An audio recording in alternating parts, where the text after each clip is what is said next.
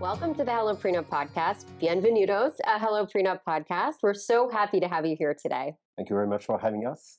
Wonderful. Why don't we start out by you telling us your names, where you live, and how long you've been together? Sure. So my name is Mike Benayoun. I live in Los Angeles. I've been living here for 26 years now. Mi nombre es Carolina Rodríguez, ahora Carolina Benayoun. Soy de Colombia, Bogotá. Amazing. So tell us a little bit about how you met and then about your first date. Sure. So we met 3.5 years ago. It was towards the end of COVID, the first year. I think everybody wanted to travel badly. And with a friend of mine from Los Angeles, close friend of mine, we decided to go to Colombia and plan a trip for 3 weeks as our first trip post-COVID, kind of. It was still a quarantine, but we wanted to get out. And before that, we both started to use dating apps and started talking and try to find a match. And Carolina and I, we met about 6 weeks before the trip. And very quickly, we clicked. Like there was something, even though I didn't speak Spanish, I'm French and I speak French, and it's very similar to French. So it was a little easier for me to understand, but still, I did not speak Spanish at all. But you could tell that there was chemistry from the beginning. We both very quickly decided that we were going to spend the trip together. It was a big risk for both of us, let's face it, but that we were going to discover her country together. Even though she's from Bogota and she had traveled a little bit, she did not really know her country. So we were both very excited about discovering all these cities together and kind of working on the trip together with her recommendation. So that was kind of the pre-meeting. It was all virtual for like 6 weeks, but it kind of led up to our first meeting, which was at the airport in Bogota. And I think both of us were a little nervous. I think after the fact, we talked about it, and Carolina told me that she was probably more nervous than I was. For me, it was just a continuation of a relationship that did start virtually, but it had been 6 weeks. It hadn't been like 3 days. We were talking every single day, multiple times for 6 weeks. So we knew each other already, and it was just a continuation of it. This is so sweet. Can you ask Carolina a little bit about how she was feeling? La primera vez dan muchos nervios porque ya pasa de algo virtual, una relación virtual, a ser real. Entonces es como muchos sentimientos encontrados que no sabía en realidad cómo voy a saludarlo, o normalmente las colombianas o los colombianos somos muy cariñosos, y más que todo si es tu pareja, somos un poco más. Entonces tal vez tenía un poco de nervios de no saber cómo voy a saludarlo o cómo voy a abrazarlo, no sé, fue un poco raro. Pero a la final creo que los nervios como que ayudan a impulsar a, ok, está aquí y voy a abrazarlo, darle un beso y la bienvenida, que creo que el abrazo es como que rompe cualquier etapa de nervios o cualquier cosa. Sobran las palabras cuando hay un sentimiento así como, wow, fue muy lindo. And how did you know? What was the moment when you knew this was the person for you? Like how did that come about? So at first, I mean, the week was fairly long. It was 3 weeks, and we traveled together with my friend as well. And I think it was organic. Like at first, obviously, both of us had no expectations, really. We both live in different countries, we speak different language. We're like, okay, let's see how it goes. But I think towards the end of the trip, when it was a matter of starting to talk about, okay, when are we going to see each other again? And we both really wanted to see each other again very soon, even though we had our own lives in our countries. I very quickly decided that, yes, I wanted to come back. I didn't want to wait too long. Like I said, both of us had our lives, and I wanted to continue this relationship. After, the first trip, we continued talking to each other every single day. I started learning Spanish a little bit more, and we were able to communicate better over time. And I think I came back about 2.5 months later. It was the summer, and we planned our second trip together. visiting other cities and other areas of Colombia we had not visited the first time. And I think towards the end of the first trip is when I realized, okay, there's some potential. Let's see how it goes. And tell me about the proposal. So the proposal came about a year later. We had already done probably at least 4 or 5 trips already. And that trip, I think, was the first trip outside of Colombia. We went to Peru together. Both of us, it was our first time there. And it was also for my birthday. It happened to be a big milestone. So I was like, okay, probably 2 or 3 weeks before, I had in mind to propose, but I was like, okay, I don't know when or where. It was not really planned ahead. But I decided about a couple of weeks before that, okay, maybe it's the good time to do it. We are in a beautiful setting, and let's do it. So at first, I thought about Machu Picchu because we were going to be there on my birthday. And then she had told me in the past that she did not want a public proposal at all.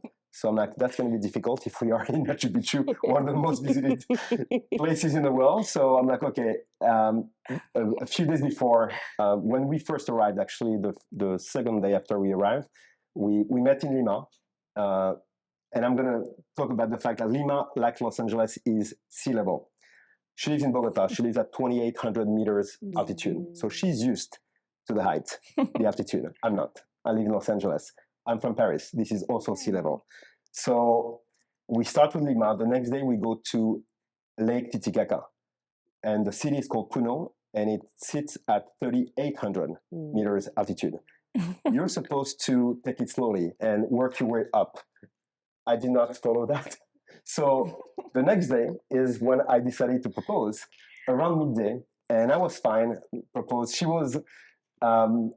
was surprised, very surprised, and because it took me about 30 seconds to take the ring out, she had no clue what I was doing on the floor. She was like, "Are you fainting? Are we?" So eventually, I was able to get the ring out, and it went fine. However, a few hours later, towards the end of the day, I started to feel really bad about the altitude. Again, I'm not used to it. And it was an interesting day. Now we laugh about it. But yeah, the hotel, it was beautiful on the lake, like floating, kind of a floating setup. They had to bring the oxygen tank for me to be able to breathe. So that was an interesting end of the day. Oh my God, what a It's great sending help, you know? Now we laugh about it, but yes. Before you got engaged or once you got engaged, when did you start talking about getting a prenup? So we did not really talk about it, to be honest. Like, I have 3 kids from prior marriage. And to me, I mean, it was kind of obvious that we were going to have a prenup.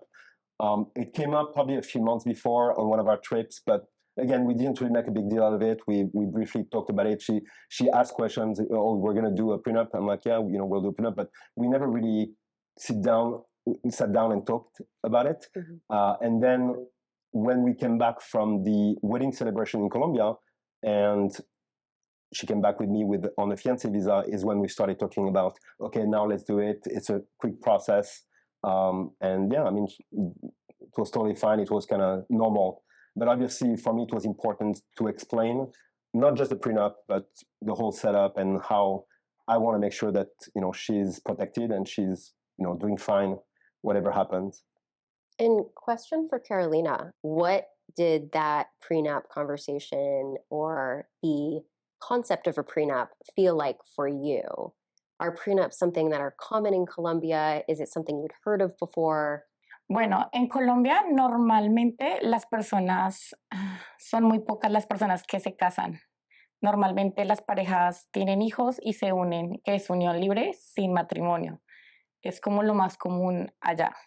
Entonces, cuando mi esposo me habló de firmar el contrato y eso, la verdad sí había escuchado algo, pero no estaba 100% informada sobre cómo era el proceso, qué tenía que hacer. Y obviamente si es algo legal, necesitaba un poco más de información para saber, porque obviamente sabía que el proceso era en inglés y mi inglés está muy malo.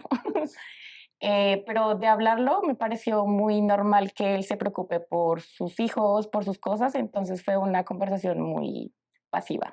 And then how did you decide to start the prenup? What was that process like? How did you actually get started? So I had started looking into it probably a few months prior, just to see what I was getting into. Yeah. Also understanding the process itself, but also there are specificities about California that I did not know about. That's actually my first prenup, so I didn't know anything about the process, what we had to do. So that's how I found you guys, and there's a lot of information on the website to understand what it takes, the process itself, like the fact that we had to hire attorneys as well because of the state of California, which is not the case in other states. So again, something I was not aware of.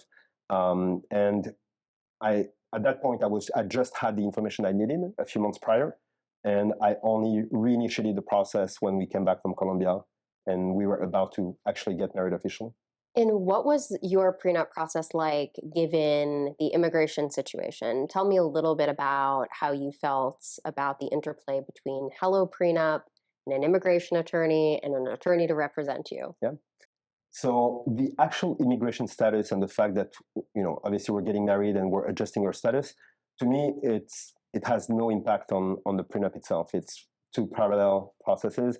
Whether she was American or from another country, to me, didn't make any difference in terms of the actual process. The only particularity is the fact that I was worried about the fact that she was going to sign a contract in English when she doesn't speak English. So of course, we needed to make sure that she understood what she was signing for her, to protect her, but also to protect me, and making sure that, if anything happens, which obviously I'm not anticipating, then it's binding. The fact that, she can't say like down the road, I did not understand what I was signing. We had to make sure that she understood it. So that's how the attorneys also helped, in the sense that they reassured us and they told us what to do to make sure that she understood what she was signing and the contract was actually binding. Did the fact that HelloPrenup had attorneys on the site, did that play into your decision at all to use the platform versus another method? 100% yes. One thing about me is when I can avoid dealing with lawyers, I think like a lot of us, I try. But at the same time, knowing what I was getting into and knowing that, okay, we had to hire a lawyer on each side, that there were bilingual lawyers as well available. So that was important to me as well. And also the fact that if there was no need to negotiate anything, that it was going to be an easy process and we could talk about it before or in the 1 or 2 hours that we talked to the lawyers, and that, it was a done deal. Like it was not going to take months. It was not going to be a never-ending process. I knew what I was getting into, and that, to me, that reassured me. It was not just about the contract. It was about the whole process, including having access to lawyers that worked with you. Talk to me about how you actually went through the process together. Did you sit down with her and go through the questionnaire and translate the questions? Did she have somebody that she worked with outside of you to actually get through the process? Tell me a little bit more about how you navigated that with the language difference. The way it works, obviously I got access to the platform. I gave her access to the platform. I told her, you can go through the questions. You can actually translate them pretty easily on the browser itself. If there's any question that she has, she can ask me, but it was pretty easy. And also, I made sure that she understood that she was going to be represented by her own lawyer, and that any question she has, she can go through them with the lawyer. And funny enough, it actually happened so we came back from Colombia after our wedding celebration there for probably 10 days before we went to Miami and New York for our honeymoon, kind of. I was working, but I call it a honeymoon because it was just the two of us for the first time post-wedding celebration. So it actually happened during this honeymoon, but it was so seamless, and we scheduled our calls separately with our respective lawyers. Took a couple of days. Like, okay, we talked. I don't think there were just questions that she had because she wanted to make sure she understood everything. But between myself as well as the lawyer, everything was fine, and even my lawyer was like, okay, you need to give a little bit more, and I was totally fine with it. Obviously she has the experience of what needs to be, what should be done, and I don't have this experience, so she guided me in terms of what should be included in the contract, and I was fine with everything. I would love Carolina's experience from her directly on what it was like to actually go through the questionnaire with this language difference. So how was that for her? Bueno, mi experiencia, como les había dicho, no sabía nada de firmar contratos, pero fue muy importante que la abogada hablara español, porque se facilita mucho para entender en realidad qué es lo que voy a firmar. Ella me explicó todo muy bien y se lo agradezco porque es importante tú entender qué vas a firmar porque es algo importante y fue genial. Ella me explicó paso a paso el proceso y en realidad fue muy fácil. Entonces me dio la seguridad para yo poder firmar y decir, ok, está todo perfecto, lo voy a hacer, no tengo ningún problema. So after you guys had your meetings with your attorneys, did you both feel very confident about the agreement that you were signing? Absolutely. I mean, for me, the main point, the main sticking point was the fact that I wanted her to understand everything that was in the contract. So as she mentioned, she was reassured by talking to somebody who spoke her language, but also from my perspective, I wanted to make sure that in the contract itself, it was clear that it was like in writing that she understood the contract and she was signing something that was binding. For me, it was more that part that I wanted to make sure of. And after we were done, like it was almost like a non-event. Like we knew we were going to do it before coming back from this honeymoon and actually getting married. So to me, it was like she said, a very easy process. What advice would you give to couples who are in a very similar situation as you about getting a prenup and doing it through HelloPrenup? I think if you have two adults that understand why you need a prenup, if there's tension, maybe there's something else, in the couple. Maybe there are other tensions. But for us, it was so obvious that we barely talked about it, and we're like, okay, we're going to do it. Yes, yes. And she totally understood why I was doing it, mostly for the kids. And obviously, I also want her to be protected, and that's the reason why there's a lot of things that were added to the prenup to make sure that she's protected too. So it was not like, it's unilateral. It was not, let's make sure that you are also protected. It was very easy. I mean, like I said, I did my research a few months prior, just, and that's how I found you. And I had looked at a couple others, but I think what sold me is the fact that it was comprehensive with the access to the lawyers. To me, that, I knew what I was getting into. So I don't think there was anything else that you could have made to make it, easier. Before you found HelloPrenup, were there other alternatives that you considered? Yeah, there were a couple. I don't remember the names, to be honest, but I did contact a couple others. And for me, it was very specific. I needed to make sure that there were bilingual lawyers, and it was not, okay, I'm signing up to a service, and then I realized later on that there was no availability for bilingual lawyers. So to me, that was the selling factor in my case. When I found out that we did need lawyers in California, to me it was, yeah, okay, I talked to your support probably to make sure that the prices that were advertised included bilingual lawyers, that there was no additional cost. Just wanted to make sure about the total cost. The only unknown was, are we going to need to translate the contract, which we didn't need to do it like officially, I guess. But other than that, everything was pretty clear. Okay, and then talk to us a little bit about the finalization process. And specifically what I'm talking about is when you finish your prenup, you e-sign it, you e-notarize it through proof. What was that process like for you? Honestly, it was a non-event. It was what we like to hear. Yes, it was like, okay, we sign it. It's a done deal. When we came back to LA is when we had it printed and notarized. Okay. We didn't do it over there. It was easier to just come back. We had a couple of weeks before we actually got married. Actually, no, we had less, but no, we had less than that. So we had a few days, but we knew, we were, the lawyers confirmed that we could just get it signed and notarized on the spot. It had to be signed on paper in our case, as opposed to being signed. So in our case, we needed to have everything notarized. I think in her case, because she did not have an actual ID from the US and maybe a social security number, so she could not e-sign. It would have been easier, But again, it was a non-event. We just went down the street to a notary and printed everything in 2 copies, and that's it. And for Carolina, what would you say to someone who's in your position and is going through this process? What advice would you give to someone? Es un proceso muy fácil porque lo explican muy bien.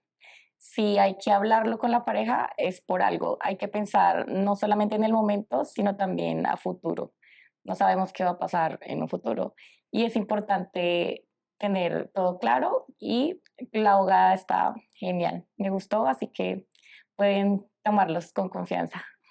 Thank you both so much for being here and sharing your experience, as we know it's going to help so many couples feel a lot more confident about this process.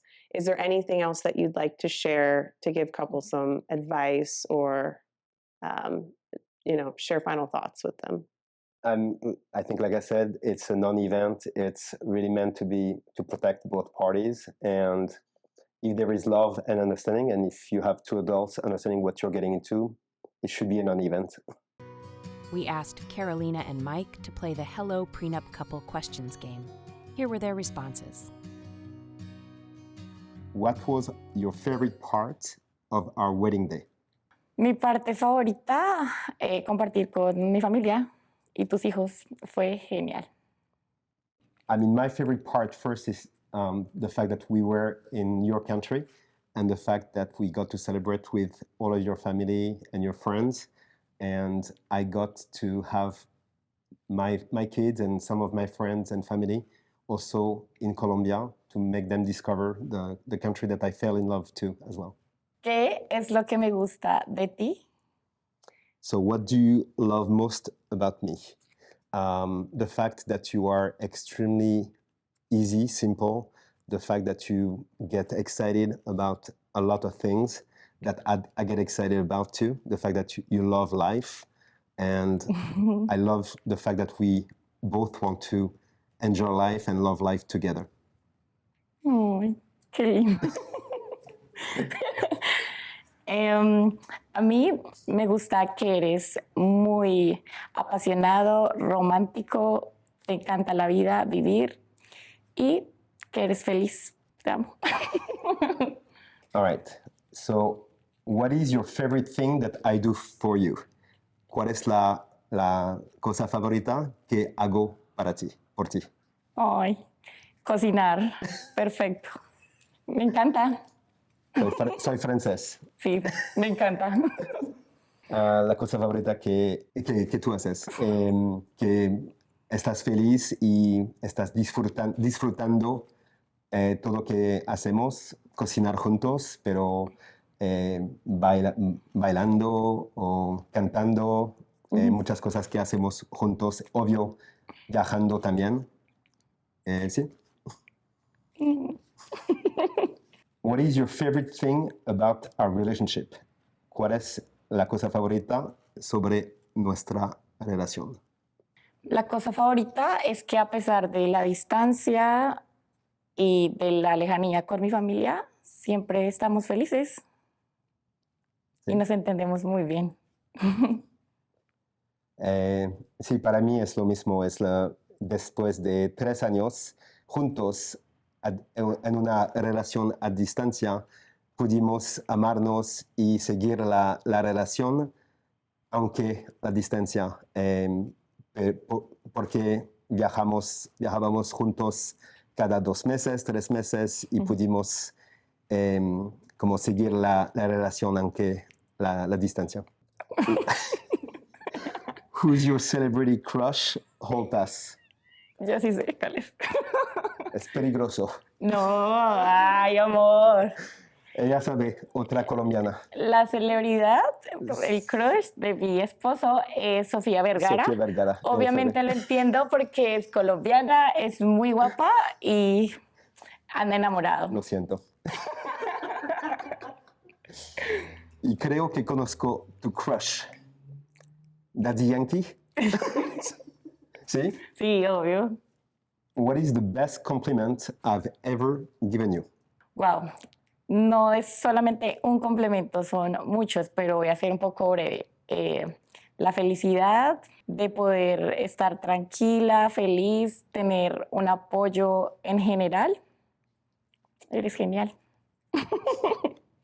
Que te hago feliz y siempre que tenemos una sonrisa en la cara todo el tiempo.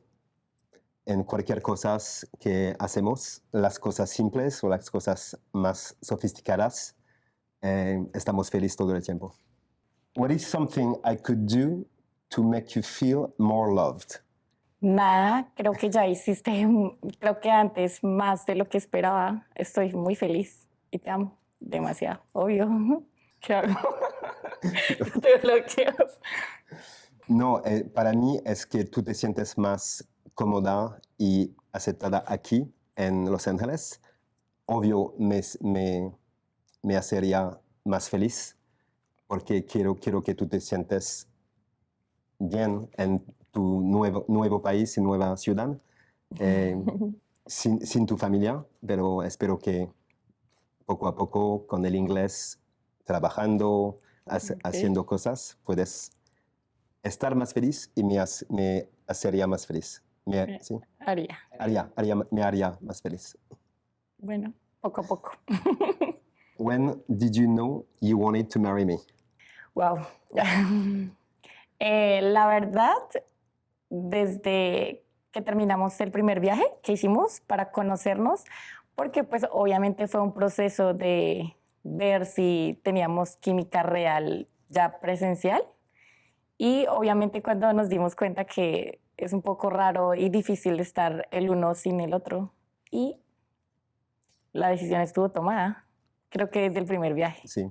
I think I knew right away that there was potential when we started talking, but obviously until we met for real, I didn't know if there was going to be physical chemistry also. And towards the end of the first trip, which was a 3-week trip in Colombia, and when we both wanted to see each other very soon, and you told me like, let's not wait more than 2 months, then I knew that it was mutual and we wanted to continue the relationship even though the distance was not really helping.